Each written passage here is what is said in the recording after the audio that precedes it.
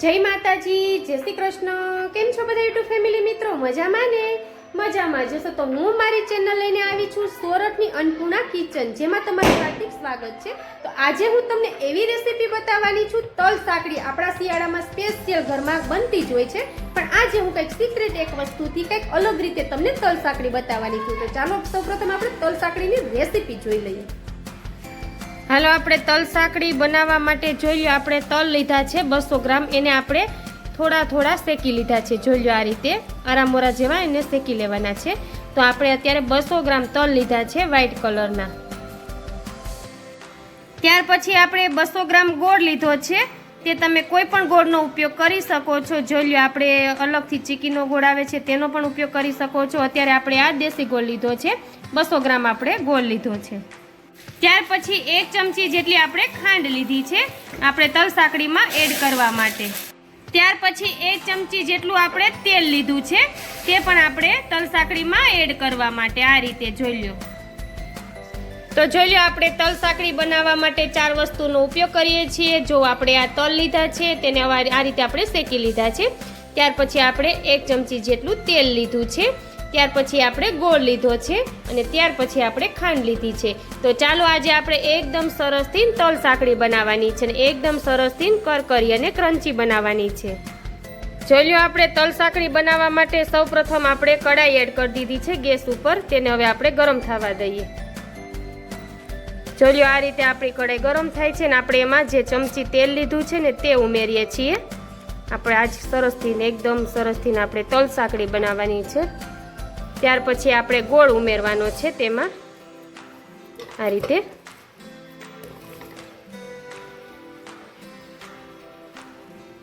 આપણે તેમાં ગોળ ઉમેરી દીધો છે। ત્યાર પછી એકદમ સરસ હલાવવાનું છે આ રીતે। અત્યારે શિયાળામાં અને આપણે આ સિઝનમાં આપણે ગોળનો બહુ ખાવાનો ઉપયોગ કરીએ છીએ, એટલે આપણે તલ સાંકળી બનાવીને ખાઈએ એટલે મજા આવે। આપણે આવી રીતે બનાવશો ને તો સરસથી તમારી તલ સાંકળી બની જશે।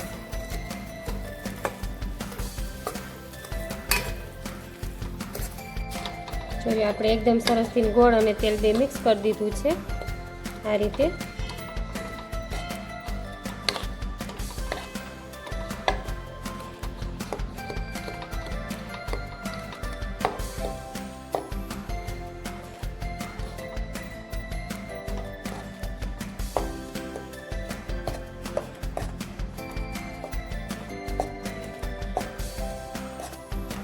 તો આપણું એકદમ બરફું એમાં ક્રશ થઈ ગયું છે, ગરમ થયું કડાઈ એટલે આપણો ગોળ એકદમ ક્રશ થઈ ગયો છે। તેમાં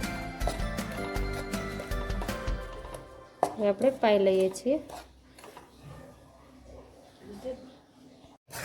જો આ રીતે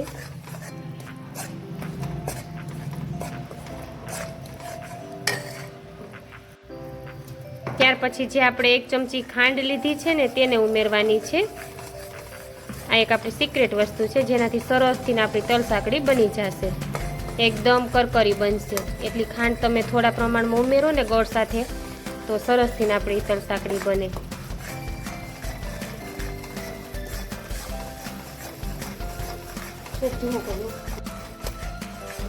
જો આપણે ગોળ ગરમ થઈ ગયો છે।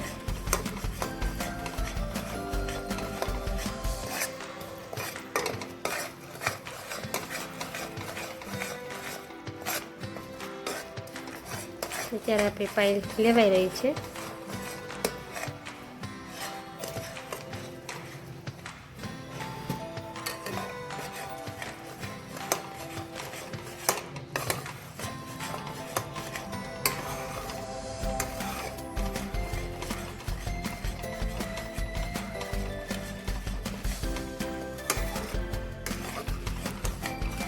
જો તમારો ગોળ કાચો રહે ને તો તમારી તલ સાંકળી બરોબર નથી બનતી, એટલે સરસથી પાઈ લેવામાં ખાસ આપણે ધ્યાન રાખવું કઈ રીતે આપણો ગોળ પાકવા દેવો તે, એટલે આપણે પાઈ આવવા દેવી।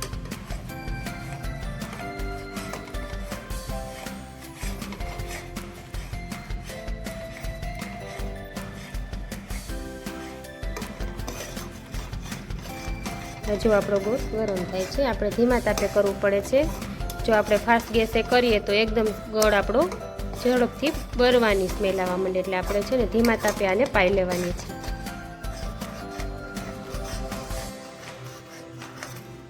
ચલો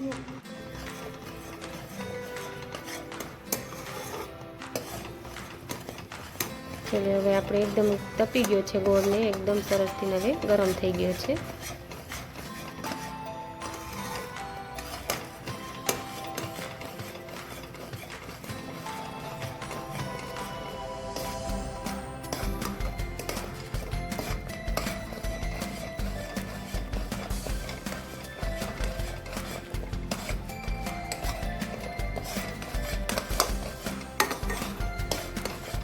કલર ચેન્જ થવા માંડ્યો છે. થોડી વાર આપણે ગેસ તપાસતા રહેવાનું છે ધીમો ફ્લેમમાં. જોયો આપણો ગોળનો કલર ચેન્જ થવા લાગ્યો છે આ રીતે. ત્યાર પછી આપણે જે આરામોરા જે તલ શેકેલા છે ને તેને આપણે એડ કરીએ છીએ તેમાં. જોયું આ રીતે એનું મિશ્રણ પછી કરી દેવાનું છે. તલને આપણે થોડા થોડા શેકી નાખવાના છે.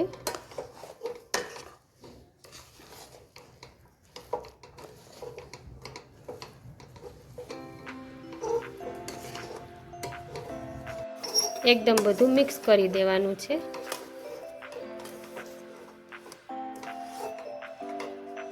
ચલો આ રીતે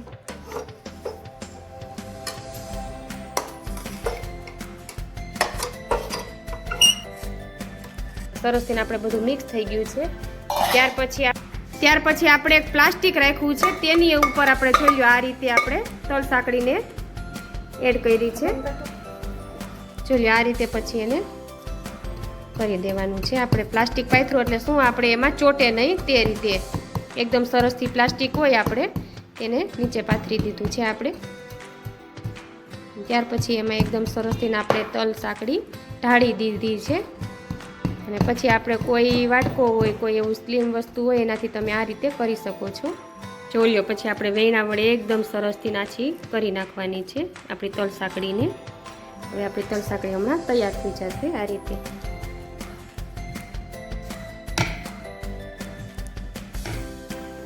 જોઈ લો આપણે સરસથી આપણે સાવ આછી કરી લીધી છે ને પછી આપણે થોડી 10 થી 15 મિનિટ આપણે આવી રીતના રહેવા દેશું. પછી આપણે આના પીસ કરી લેશું સરસથી. જોઈ લો તો આપણી તલ સાંકળી અત્યારે તૈયાર થઈ ગઈ છે.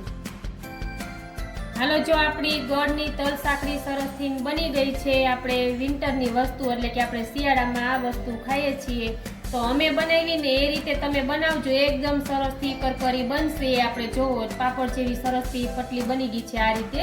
તો જરૂરથી તમે આ રીતે બનાવશો ને રેસીપી તો તમને પણ ભાવશે આ રીતે તલની તલ સાંકળી.